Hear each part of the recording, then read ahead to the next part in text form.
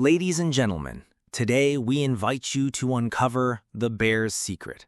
Join us as we delve into a tale of an unexpected encounter, a hidden family, and a powerful man's journey to reclaim what was lost. Please remember to subscribe before we begin. We invite you to listen. The afternoon sun, usually a gilded brushstroke across the mansions of Beverly Hills, felt strangely muted today, its warmth struggling to penetrate the air of quiet desolation clinging to a particular street corner. Inside a sleek obsidian Bugatti Siren, parked not for display but out of necessity, sat Arthur Sterling. His name, a byword for visionary genius and ruthless efficiency, echoed through the boardrooms of Orion Technologies, his colossal empire forged from the very fabric of space-age innovation and sustainable energy. Yet at this moment, the titan of industry felt a familiar, unsettling emptiness gnawing at him, a phantom ache for a life he never quite grasped. He was on his way to an exclusive art gallery opening, a mandatory social ritual he privately loathed, but an antique compass had called to him from a shop window just moments ago, pulling him off his usual route. It was a whimsy, perhaps, or a subconscious yearning for direction in a life that, despite its outward grandeur, often felt like an endless, glittering labyrinth. As he emerged from the hushed elegance of the antique shop, a stark tableau unfolded before him, a tableau that cleaved the polished veneer of Beverly Hills like a fault line. Huddled against the cool marble of a designer boutique, two little girls, no older than 5 or 6, sat on a threadbare blanket.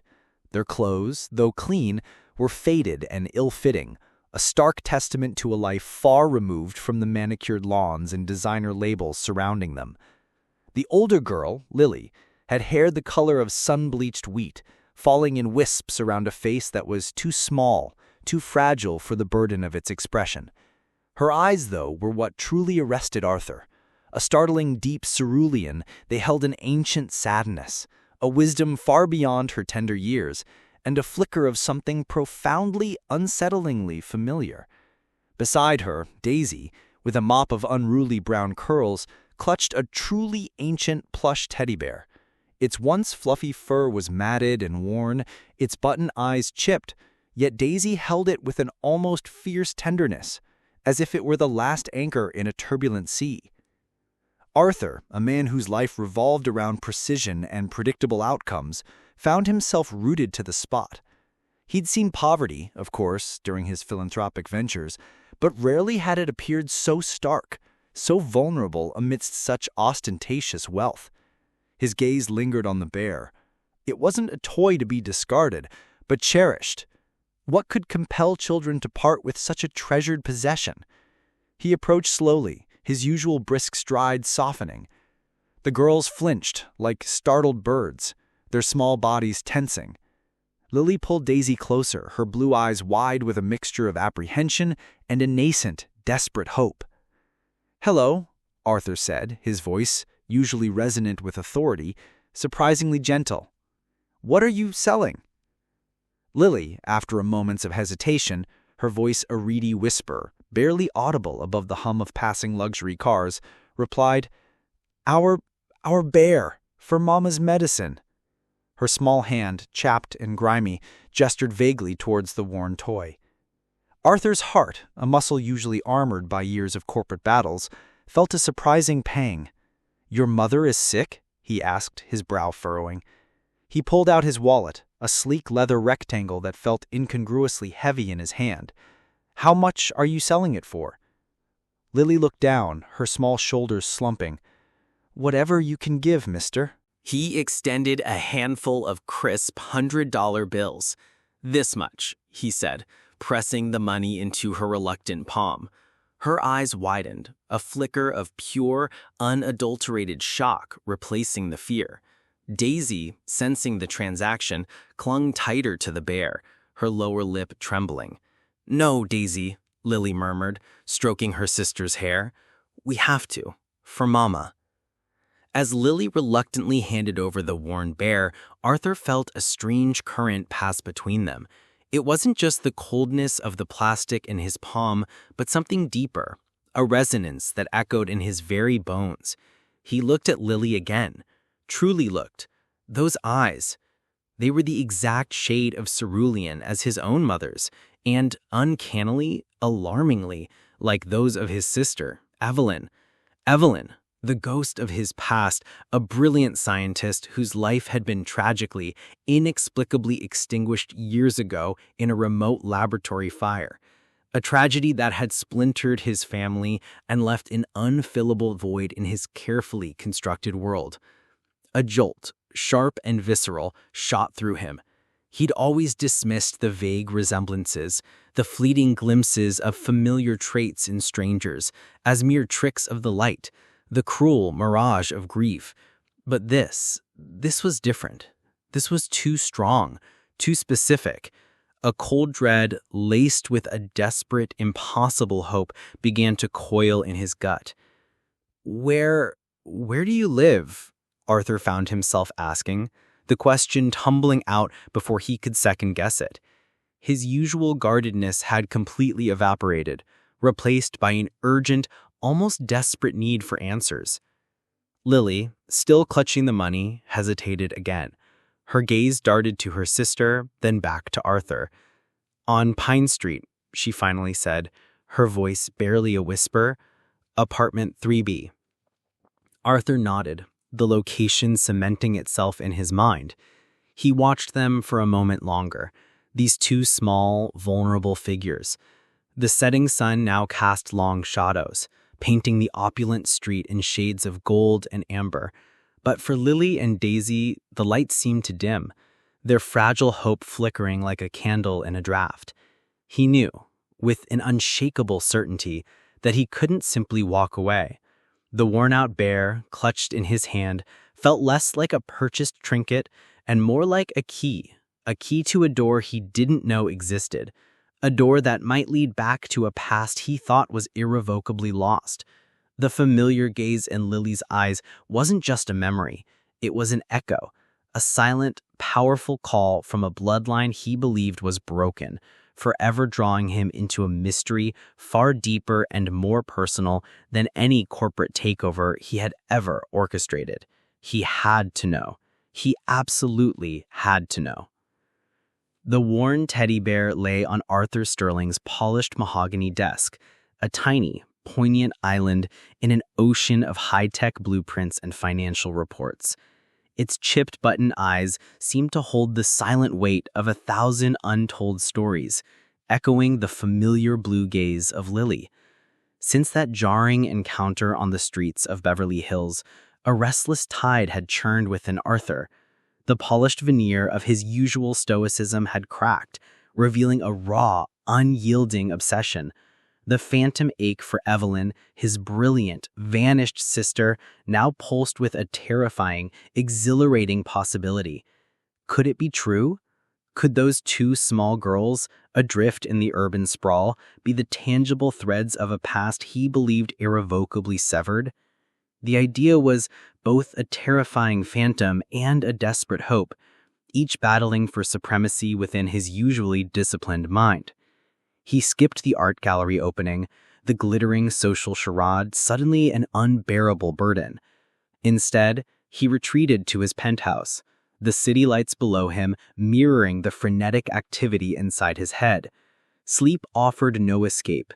The image of Lily's eyes, a haunting azure replica of Evelyn's, became a recurring specter, mingling with fragmented memories of his sister. Evelyn, vibrant and passionate, arguing fiercely about quantum physics over their childhood dinner table. Evelyn, her laugh like wind chimes, sketching fantastical machines in her dog-eared notebook. Evelyn, always a supernova of intellect and emotion, burning too brightly for the ordinary world. The guilt, a familiar phantom limb of his grief, twisted anew. Had he, in his relentless pursuit of building Orion Technologies, lost touch with the very essence of his family, allowing Evelyn to slip through his grasp like smoke? This thought, a bitter bile, fueled his determination. The next morning, before the city truly awoke, Arthur was already in his private office, the vast glass walls overlooking a sprawling panorama of Los Angeles. His eyes, usually sharp and focused on data, now held a deep-seated intensity, a blend of hope and trepidation. He pressed a button on his intercom. "Marcus Thorne, in my office, immediately." Marcus Thorne was not just a name in Arthur's Rolodex. He was a relic from a different life, a ghost of Arthur's own less polished past. Marcus, a former LAPD detective whose career had ended abruptly amidst a whisper of internal corruption that Arthur had always vehemently disbelieved, now ran a discreet, highly effective private investigation firm. He was a man forged in the crucible of urban grit, his face a landscape of hard-won experience. His eyes, though often weary, missed nothing. He moved with the quiet efficiency of a predator, yet carried an unexpected undercurrent of melancholic compassion. Arthur trusted Marcus implicitly, a bond forged not just by shared history, but by a tacit understanding of the shadows that lurked beneath the city's glitzy surface. Marcus arrived, his usual casual attire replaced by a dark suit, his gaze keen and assessing. He noted the teddy bear, an unusual fixture on Arthur's formidable desk, and the uncharacteristic tension etched around Arthur's eyes. "Arthur," Marcus began, his voice a low gravel, "you look like you've seen a ghost." Arthur gestured to the bear, his hand trembling, almost imperceptibly. "Perhaps I have, old friend, or found one." He recounted the encounter, the street, the girls, the worn-out bear, and, most importantly, Lily's startling eyes. As he spoke, his voice, usually so steady, betrayed a tremor of raw emotion. Marcus listened, his expression unreadable, a silent sentinel absorbing every detail. When Arthur finished, the silence in the opulent office stretched, thick and heavy. "Pine Street, apartment 3B, and a woman named Melanie, claiming to be their mother." He paused, his gaze fixed on Arthur's. "You suspect Evelyn?" "I don't suspect, Marcus. I feel it, in my bones, in my very soul. Those eyes, they are Evelyn's, unmistakably." He rose, pacing the vast office like a caged tiger. "I need you to find out everything about this Melanie, every single detail. Her history, her finances, her connections, and discreetly, Marcus, very discreetly. I don't want to alarm those children or this Melanie, if she is indeed nothing but a facade." Marcus nodded, his face grim. "Consider it done. But Arthur, be prepared. The threads of truth are rarely as clean as we hope." His words were a cool balm of realism against Arthur's burning hope, a necessary anchor in the storm of emotion. The hours that followed were an agonizing stretch of waiting. Arthur, a man of action, felt crippled by the inability to directly intervene. He tried to focus on work, but numbers blurred and strategies dissolved into the haunting image of two small girls selling their most cherished possession. The golden cage of his penthouse felt more like a prison, trapping him with his own tumultuous thoughts. Finally, late that night, Marcus's call came. His voice was clipped, devoid of his usual dry wit, the tone of a man delivering unwelcome news. "Arthur, I've got something. It's not pretty." Arthur braced himself. "Tell me." "Melanie," Marcus began, "is not their mother, not even close. Her real name is Serafina Dubois, and she's a ghost in the system, a master of aliases. No birth certificate, no verifiable family history beyond a string of fake IDs and forged documents. She's got a rap sheet too, but not for anything violent. Petty fraud, identity theft, running small-time scams.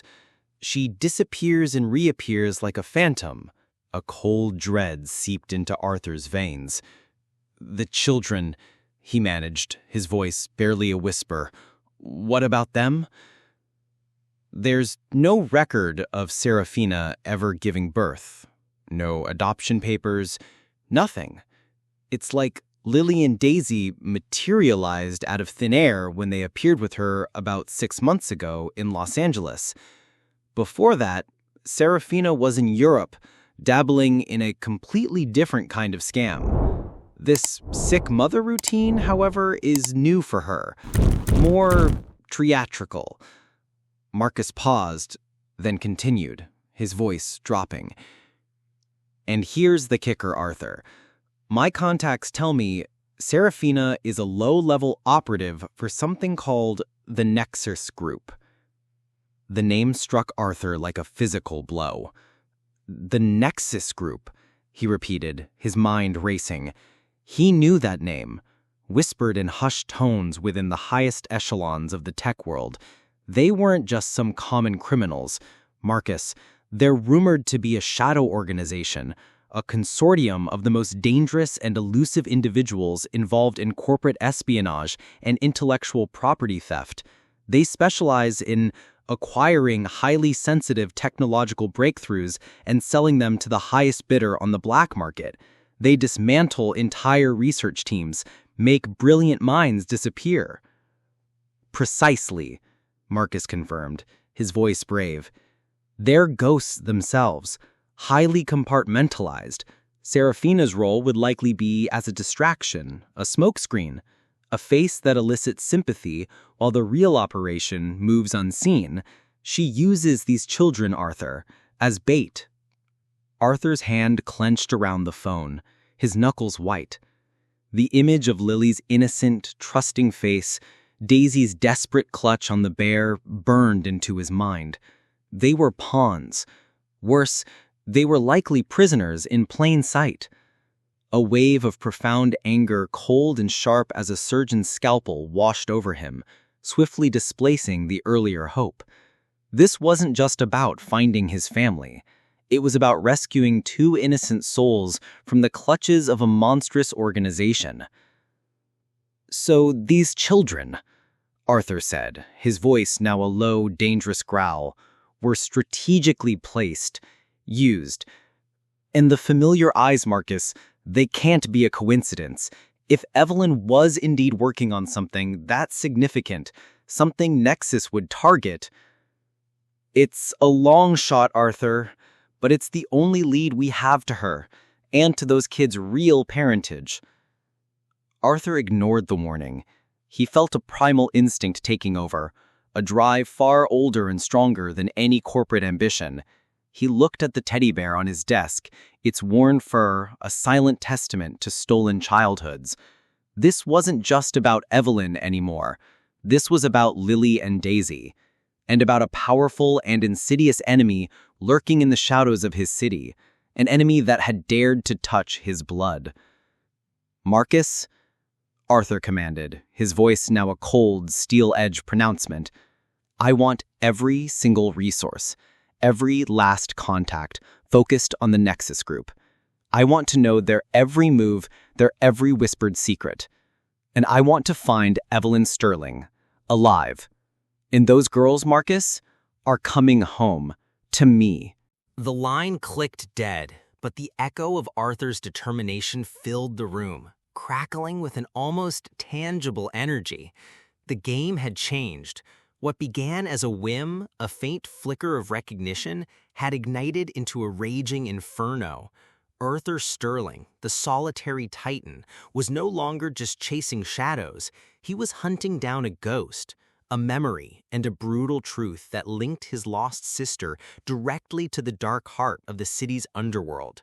The bear's secret had just begun to unravel, and its threads were leading him into a labyrinth far more treacherous than he could have ever imagined. The sterile scent of disinfectant hung heavy in the air of the pediatric ward at Cedars-Sinai Medical Center, a stark contrast to the luxurious opulence of Arthur Sterling's life. Yet, for Arthur, this hospital room, with its brightly colored murals and the soft hum of medical machinery, felt like the most profoundly important place on Earth. Lily and Daisy, rescued from the clutches of Serafina Dubois, the woman formerly known as Melanie, were undergoing routine checkups. They were small, almost impossibly so, their fragile bodies a testament to months, perhaps years, of neglect and deprivation. Yet in their eyes, the nascent spark of resilience, an ember Arthur now fiercely guarded, flickered. Lily, still clutching a new fluffy teddy bear Arthur had bought for her, sat quietly on the examination table, her cerulean eyes, those piercing, familiar eyes, observing the nurses with a mixture of apprehension and a dawning curiosity. Daisy, braver and more boisterous, was already exploring the room, her tiny fingers tracing the outlines of painted animals on the wall. Arthur watched them, a profound tenderness blossoming in his chest, a feeling so alien, so powerful, it left him breathless. He was a man who commanded corporations, navigated global markets, and wielded immense power. Yet here, in the face of two small children, he felt utterly, beautifully vulnerable. His hope, once a fragile whisper, had become a roaring tide within him.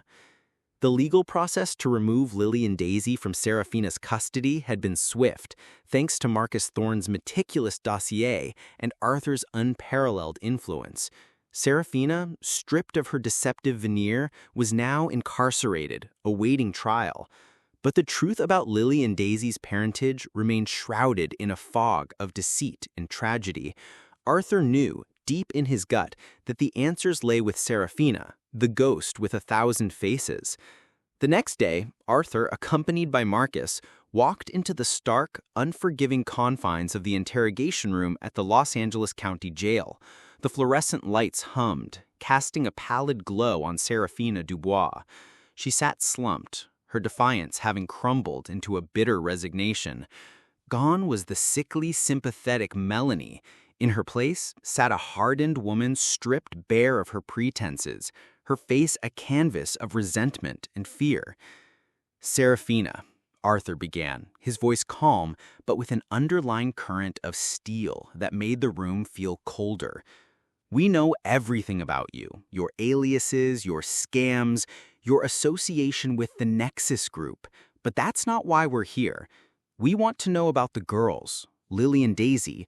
Who are their parents, and where is Evelyn Sterling?" Serafina's eyes, dull and lifeless a moment before, flickered with a sudden animalistic fear at the mention of the Nexus Group, then settled on Arthur, a flicker of something that might have been surprise. "Sterling?" she scoffed, a dry, humorless sound. "Why would a big shot like you care about those brats?" "Because," Arthur replied, his voice dropping to a low, dangerous rumble, "I believe they are my nieces. My sister, Evelyn Sterling, vanished years ago. And those children, they have her eyes. Tell me everything, Serafina, and perhaps, just perhaps, your cooperation might mitigate your sentence. Refuse, and you will face the full weight of the law, not just for fraud, but for child endangerment, for your involvement with a criminal organization that makes people disappear." The word disappear hung in the air like a guillotine blade. Serafina visibly flinched. The mask of indifference she had worn so long finally cracked. She looked around the sterile room, as if seeking an escape, then back at Arthur, her gaze filled with a desperate cunning. This wasn't a woman who broke easily, but Arthur had hit a nerve, the unspoken terror of the Nexus Group and the prospect of a lifetime behind bars. "I don't know much about the woman," Serafina began, her voice hoarse. "Just what I was told. I was just a go-between, a face. They gave me the girls, told me to make them look pathetic, to spin a story about a sick mother, and to target rich marks, keep them visible but pitiful, make them seem like charity cases, not commodities." She shuddered, a genuine shiver this time. "The less I knew about the real operation, the safer I was," they said. "Who gave you the girls?" Marcus interjected, his voice sharp, cutting through Serafina's evasiveness. "A courier, always faceless, always in the shadows. He gave me a dossier too. Old, worn, had some photos. A woman, a child, scientific notes, and a name. Dr. Evelyn Sterling. Arthur felt a sudden, dizzying rush, as if the floor had dropped out from under him. The name, spoken by a criminal in a bleak interrogation room, resonated with an almost unbearable finality. It was confirmation, a terrifying, beautiful affirmation of his deepest suspicion. Evelyn. It was Evelyn. Lily and Daisy were indeed his blood. What was in the dossier? Arthur pressed, his voice tight with barely contained emotion. Serafina hesitated, her eyes darting nervously. It wasn't much, just vague details about a brilliant scientist who had completed her work. They said the girls were byproducts of her work somehow, and that they needed to be kept hidden but alive as leverage for something big, something related to her research. She chewed on her lip, a flicker of genuine fear in her eyes. They said if I ever breathed a word about the real story, or about Evelyn, or about that dossier, I'd disappear too. They made it clear. Disappear how? Dead? Or simply vanished? They just said gone. Like smoke. They hinted at a place, a facility, where brilliant minds work in the dark forever. Her eyes widened with a genuine terror that was chilling to witness. They're not just about money, Mr. Sterling. They're about knowledge, about controlling it, about owning the future. Arthur felt a cold knot form in his stomach. The Nexus Group. Their reputation for intellectual property theft is legendary, but the idea of them imprisoning scientists, forcing them to work, it was a chilling extension of their known activities. And the bear? Arthur asked, the question almost an afterthought, yet vital. The one Lily and Daisy were selling. Serafina shrugged, a gesture of weary indifference. That old thing? It came with them, always. The courier said it was important, like a keepsake. I just told the kids to sell it for sympathy. Didn't think it meant anything. A sudden, sharp twist in Arthur's gut. The bear. A keepsake. A personal item. It wasn't just a random prop. It was a tangible link, a silent testament to a life stolen. This wasn't just a random act of abduction. It was a targeted operation, meticulously planned, extending even to the sentimental objects of Evelyn's children.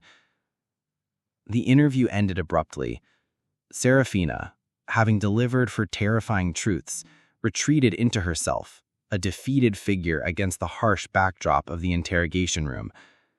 Arthur and Marcus stepped out, the sterile air of the jail replaced by the humid breath of the Los Angeles night. "They've got her," Arthur stated, his voice devoid of his usual controlled calm, a raw edge of emotion bleeding through. "The Nexus Group has Evelyn. They haven't killed her. They're holding her. For her research. And they used her children as leverage to keep her compliant." The thought was a bitter poison in his mouth.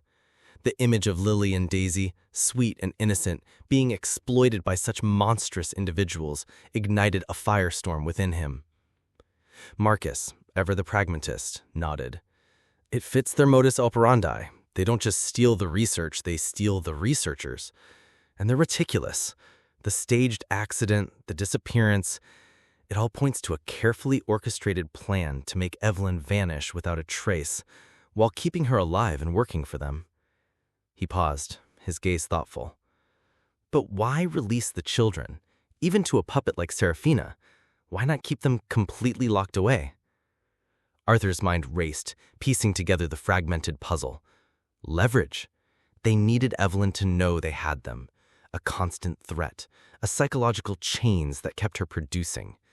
And perhaps they underestimated the power of a child's desperate act, of a worn-out teddy bear. He looked down at his own hand, still feeling the imagined weight of the bear.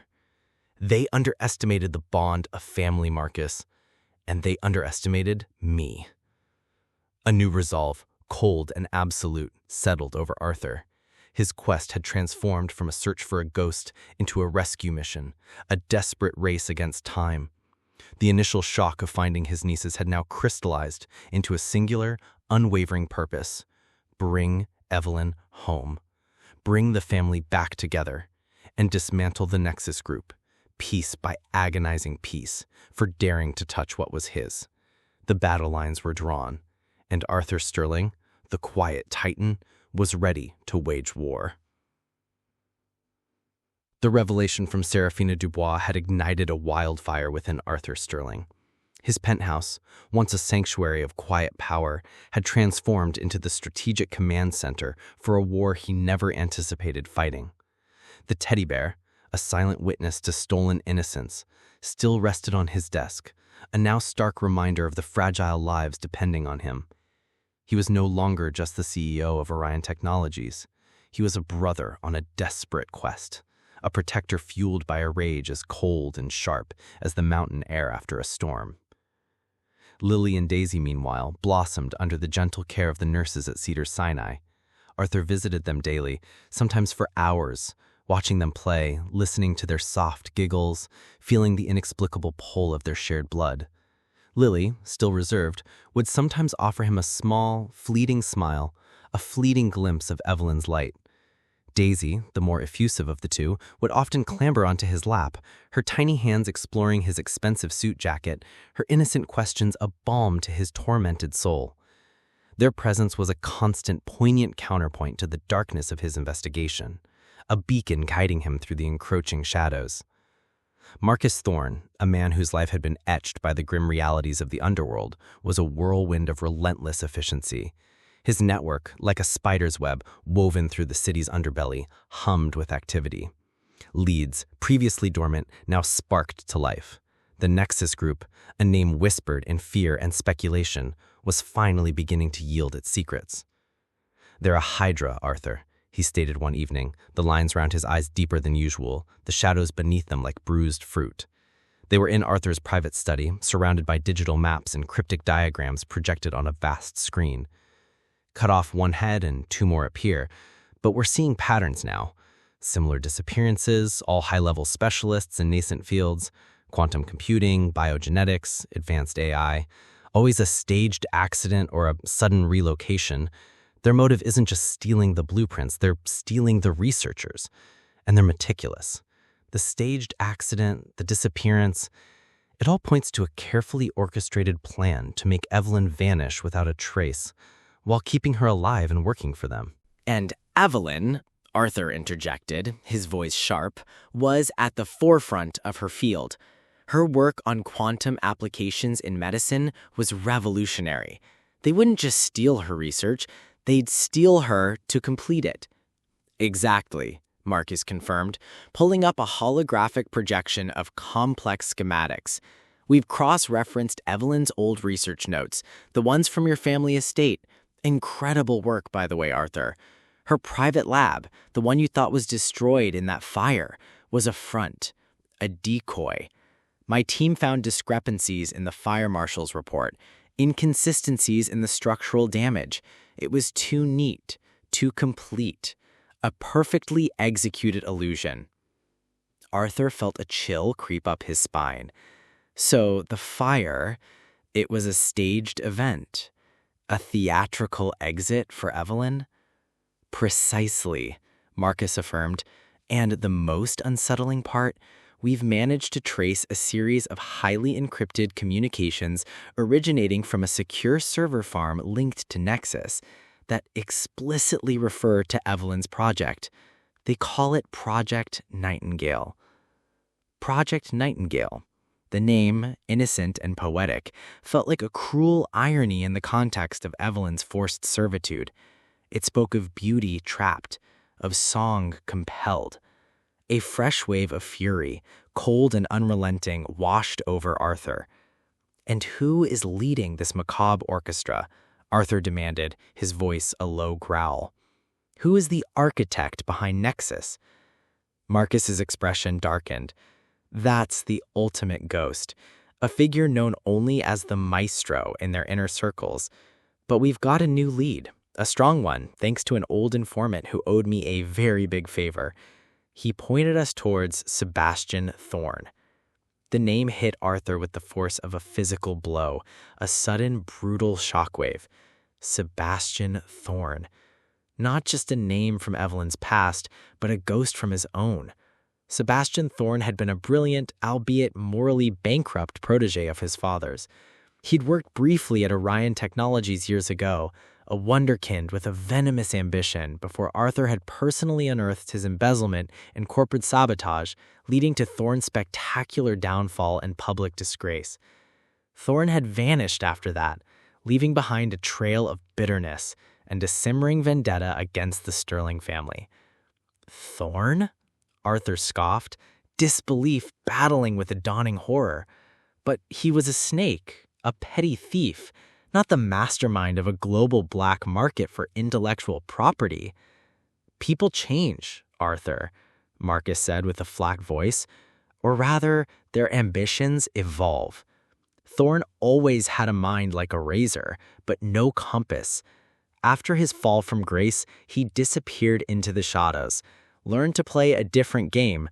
My informant claims Thorne, fueled by a burning resentment towards you and a twisted admiration for Evelyn's genius, clawed his way to the top of the Nexus hierarchy. He's not the maestro, but he's the operational head, the one who orchestrated Evelyn's abduction. A grotesque image solidified in Arthur's mind. Thorne, twisted by bitterness, now wielding immense power, orchestrating the captivity of Evelyn, the very woman whose brilliance he likely coveted and whose family he despised. The irony was a bitter, metallic taste in Arthur's mouth. This wasn't just a corporate battle, it was a personal vendetta, a dark echo of his past. And Project Nightingale? Arthur pressed, his voice taut. We're piecing it together, Marcus replied, pulling up a new diagram, this one a complex web of neural pathways and quantum particles. Evelyn's initial research was on something called neuro-quantum interface. It was theoretical, a way to potentially integrate biological neural networks with quantum computing for unprecedented processing power, with applications ranging from advanced medical diagnostics to brain-computer interfaces. It was revolutionary, but also highly controversial, bordering on the ethical precipice. Nexus, it seems, isn't just interested in the medical applications. They see potential for control, for information extraction, perhaps even for weaponization. Arthur felt a chill that had nothing to do with the air conditioning. The thought of Evelyn's groundbreaking work meant to heal and advance humanity being twisted into a tool for control and destruction by a man like Thorne was abhorrent. He remembered Evelyn's boundless optimism, her unshakable belief in science as a force for good. Thorne would corrupt it all. And Lily and Daisy, Arthur murmured, his gaze falling to the teddy bear. They were not just leverage. Serafina mentioned them being byproducts of her work. What did she mean by that? Marcus hesitated, a rare flicker of discomfort in his usually stoic eyes. This is where it gets speculative, Arthur, and frankly, disturbing. The Nexus Group has been experimenting with genetic manipulation. It's rumored they've been trying to enhance individuals, particularly children, to be receptive to certain technological interfaces or to carry specific genetic markers that make them uniquely suited for certain tasks. If Evelyn's research involves a neuro-quantum interface, then it's possible, terrifyingly possible, that Lily and Daisy weren't just kidnapped. They might have been genetically screened, perhaps even subtly altered, to be the ideal subjects for Evelyn's work, or even as vessels for components of it. A living key, if you will. The words hung in the air, a grotesque echo. Arthur felt a wave of nausea. His nieces, innocent and vulnerable, twisted into experimental subjects, living tools for a monstrous organization. The idea was repulsive, a violation of the very essence of human dignity. He pictured Lily's bright, knowing eyes, Daisy's uninhibited joy. Were they just vessels? Or were they still the pure, innocent children he had found on the street? The thought ignited a fresh, desperate resolve. He had to know the truth, no matter how horrifying. We need to find Evelyn, and we need to shut down this Project Nightingale, whatever it takes. Marcus nodded, his expression grim but determined. We have a lead on a Nexus facility, a heavily guarded, clandestine location disguised as a legitimate research compound in the remote desert of Nevada. It's where our intelligence suggests Thorn is holed up, and where Evelyn is likely being held. Arthur looked out at the glittering tapestry of Los Angeles, a city of dreams built on ambition and often on secrets. But the true battle was not here, amidst the dazzling lights and superficial smiles. It was in the desolate expanse of the Nevada desert where his sister, a prisoner of her own genius, was being forced to complete a project that could reshape the very fabric of reality, and where his nieces might hold the key to a truth far more disturbing than he could have ever imagined. The worn teddy bear on his desk seemed to hum with a silent, urgent rhythm. The game was no longer about corporate power. It was about family, about humanity, and about confronting the darkness that lurked beneath the brightest of facades. Arthur Sterling would not rest until he had unearthed every last secret of the Nexus Group and brought his family home. The desert wind, he knew, would soon carry the whispers of a war about to begin. Arthur, clad in tactical gear, moved with the quiet authority of a predator. Beside him, Marcus Thorn, a silhouette against the rising dust, led a specialized FBI task force. Marcus's face was grim, etched with the tension of the impending confrontation, but his eyes held a steely resolve. The plan was meticulously crafted, a silent infiltration, a precise extraction. Yet Arthur knew plans were often fragile things, easily shattered by the harsh realities of combat. His heart hammered, not with fear, but with a fierce protective love for the family he was fighting to reclaim. He thought of Lily and Daisy, safe in the hospital, their laughter echoing in his mind like a promise. He would not fail them. The infiltration was a ballet of shadows and whispers. Arthur, his corporate acumen translating surprisingly well into tactical thinking, moved with an almost primal instinct, his focus unwavering. The deeper they penetrated the complex, the more the sinister nature of Project Nightingale became terrifyingly clear. Lab after lab revealed grotesque experiments, twisted applications of Evelyn's quantum interface, not just for medical breakthroughs, but for mind control, for data extraction, for the chilling possibility of creating living, breathing, programmable assets. It was a nightmare woven from threads of genius. The climax arrived in a sprawling subterranean laboratory, bathed in the eerie glow of pulsating energy fields. At the center, hunched over a complex console, was Sebastian Thorn. His face, thin and sharp, was illuminated by the flickering monitors, his eyes gleaming with a manic satisfaction. He was no longer the petty embezzler. He was a true believer in his own twisted vision, a warped god playing with the very essence of human consciousness. And there, strapped to a biofeedback chair, thin and pale, her eyes distant and haunted, was Evelyn Sterling. Her brilliant mind, a captive bird, was being drained, its soaring melodies forced into Thorn's grotesque symphony. Arthur felt a surge of pure, unadulterated fury. Thorn, his voice ripped through the sterile hum of the lab, a thunderclap in the oppressive silence. Thorn spun around, his eyes widening in a mixture of shock and contempt. Sterling, how utterly predictable. Always playing the hero, aren't you? Interfering with true progress. He sneered, a venomous smile twisting his lips. You were always too sentimental, Arthur, too tied to the past, while I look to the future, a future where minds are not limited by flesh and blood, but optimized, controlled. As Thorn railed, Marcus and the FBI team moved with practiced efficiency, engaging Thorn's armed guards. Gunfire erupted, echoing off the metallic walls, a brutal counterpoint to the quiet hum of the lab. But Arthur had eyes only for Thorn. He bypassed the firefight, his movements precise, driven by a singular purpose, to reach Evelyn. "You've ruined everything, Thorn," Arthur roared, dodging a wild shot from a fleeing guard. "This isn't progress, it's a perversion." Thorn merely laughed, a high-pitched manic sound. "Your nieces? Oh, they're just special, Arthur. Genetic anomalies, perfect vessels for the next phase of Nightingale. Little keys to unlock infinite potential." He gestured vaguely towards Evelyn. "She designed the lock, after all, and she's almost done." Arthur reached Evelyn, his heart aching at her emaciated form. Her eyes, when they met his, held a flicker of recognition, then a deeper wave of despair. "Arthur, go. He'll destroy you." Her voice was a raw whisper, barely audible. "Never," Arthur vowed, his hands already working to unstrap her. He felt a sudden sharp pain as Thorn, wielding a discarded energy weapon, fired a shot that grazed Arthur's arm. But the pain only fueled his resolve. This was for Evelyn, for Lily, for Daisy, for the future he refused to let Thorn corrupt. Thorn, seeing his plans unraveling, lunged towards a console, his fingers flying across the controls.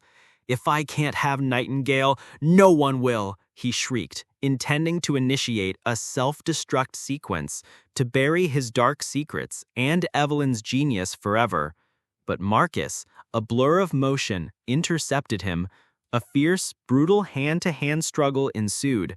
Marcus, the former detective, fought with a grim determination, fueled by years of silent observation and the personal understanding of the monsters men could become. Thorn, though driven by madness, was no match for Marcus's disciplined ferocity.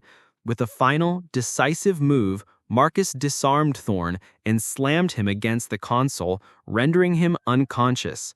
The threat was neutralized. The gunfire subsided. The FBI agents secured the facility, their voices echoing with the urgency of victory. Arthur, his arm bleeding but his spirit soaring, finally freed Evelyn. He cradled her in his arms, her fragile weight a stark reminder of the ordeal she had endured. Her eyes, though still clouded with fatigue, held a glimmer of hope, a fragile promise of return. Days later, back in the comforting embrace of Arthur's penthouse, Evelyn slowly began to heal. The reunion with Lily and Daisy was a poignant tableau of tears and hesitant embraces. Lily, initially shy, eventually clung to her mother, burying her face in her hair. Daisy, ever the more outwardly emotional, showered Evelyn with kisses. Her innocent joy was a balm that began to mend the gaping wounds of the past. The worn teddy bear, now resting beside Evelyn on her recovery bed, was a silent witness to the family's rebirth. Arthur watched them, a profound sense of peace settling over him. He had once been a man of immense wealth and influence, yet utterly alone. Now he was rich beyond measure, not in currency, but in connection. He had found his family, unearthed a terrifying truth, and in so doing had redefined the very meaning of his existence. He saw the flicker of Evelyn's genius slowly rekindle in her eyes, a testament to the resilience of the human spirit. He knew she would need time and healing, but the future, once shrouded in the ominous shadow of the Nexus Group, now stretched out, filled with the promise of light and laughter. Sebastian Thorn and his cohorts were brought to justice, their dark empire dismantled. Project Nightingale, Evelyn's groundbreaking research, was not corrupted. Instead, Evelyn, once fully recovered, chose to release her findings to the world, to a consortium of ethical scientists dedicated to using the quantum interface for the true advancement of medicine and human well-being. It was her legacy, purified and unbound, a beacon of hope for future generations. Arthur, for his part, found a new purpose beyond the boardrooms of Orion Technologies. He established the Sterling Family Foundation, dedicated to supporting victims of human trafficking and intellectual property theft, ensuring that no family would suffer the same ordeal as his. His focus shifted from purely technological innovation to human connection, to safeguarding the brilliance and innocence of others. Marcus Thorn, Now a key figure in the Foundation's investigative arm, continued to be Arthur's silent, unwavering shadow, a testament to the bonds forged in the fires of adversity. The bear's secret had led Arthur not just to his lost family, but to himself. He had learned that true wealth was not measured in corporate empires, but in the enduring strength of blood ties, the unwavering courage of love, and the profound joy of a family reunited. The sound of Lily and Daisy's laughter echoing through the halls of his home was now the most precious melody he had ever heard, a symphony of hope, resilience, and an unbroken bond. Thank you for listening to The Bear's Secret. We hope this journey through family, discovery, and redemption has resonated with you. This story reminds us that even in the darkest shadows, the light of kinship and unwavering courage can prevail. It teaches us the profound value of connection, the resilience of the human spirit, and that true riches lie in the bonds we share. Please feel free to share your thoughts in the comments below, hit the like button, subscribe to our channel, and share this story with others. Thank you.